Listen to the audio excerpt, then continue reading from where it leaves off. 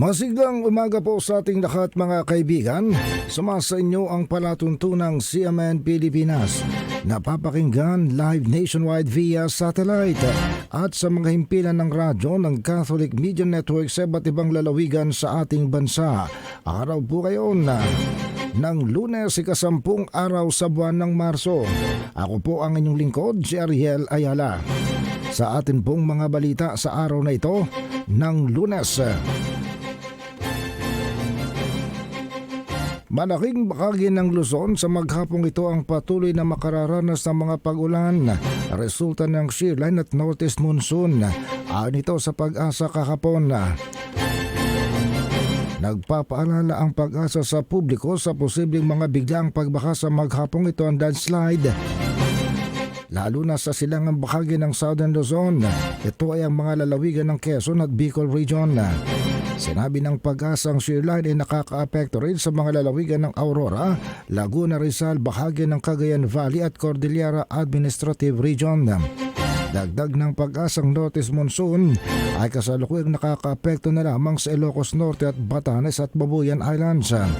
Ang isolated rains inaasahan din sa Metro Manila sa natitirang bahagi ng Luzon, Visayas at Mindanao, dala naman ng easterlies o ang pagsasanib ng mainit at malamig na hangin at magkakaroon ng localized thunderstorms.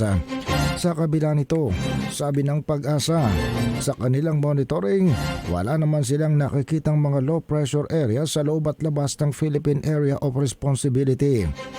Napakalit daw ng tsansa na magkaroon ng bagyo na madedevelop sa linggong ito.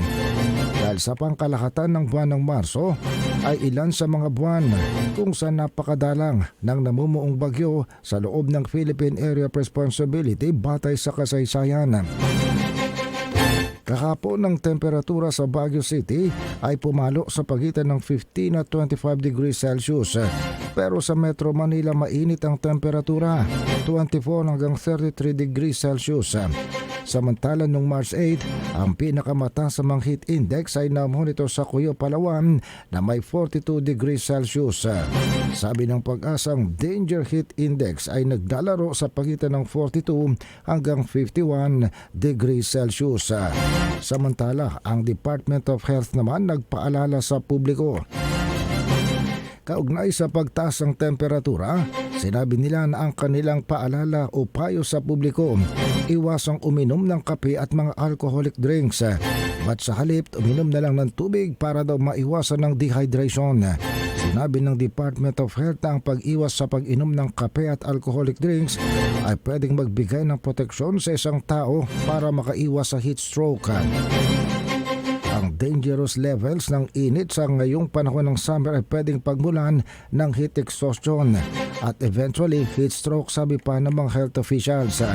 Inatasan din ng Department of Health ang lahat ng mga government hospitals at iba pang mga health facilities na magpatupad ng estratehiya na tutugon sa mataas na temperatura. Ilan sa mga estratehiya ay establishment ng cooling centers at mga hydration stations.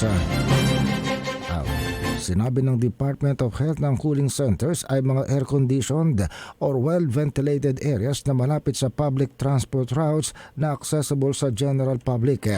At dapat gawing priority ang mga elderly, young children, pregnant women at mga PWD. Samantala, sa iba pang mga balita, lumipas ang